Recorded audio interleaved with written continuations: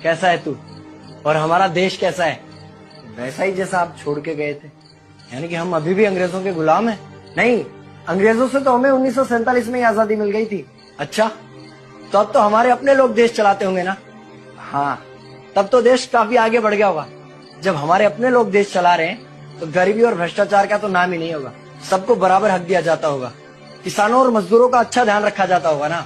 नहीं, ऐसा तो कुछ नहीं है। तो कैसा है बताना मुझे।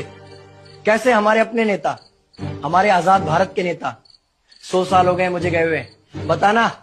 हमारे अपने नेता वो तो अपनी जेबें भरने में लगे हुए हैं। आने वाली 7 पीढ़ियों को नहीं बल्कि 700 पीढ़ियों को ना कमा कर खाना पड़े उस चीज के इंतजाम में लगे हुए हैं। तो तुम लोग क्या कर रहे हो और हमारे देश का युवा क्या कर रहा है?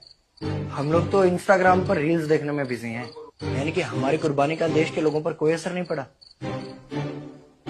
देश के लोगों में कोई देशभक्ति नहीं, कोई देश प्रेम नहीं।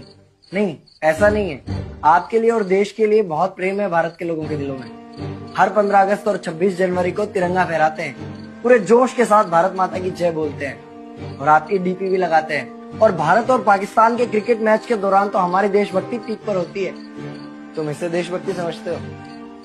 तो फिर क्या है देशभक्ति? अगर तुम्हारी देशभक्ति समाज को सुधारने में, गरीबों को अच्छी शिक्षा या बराबर का हक नहीं दिलाती तो कोई काम की नहीं है तुम्हारी देशभक्ति।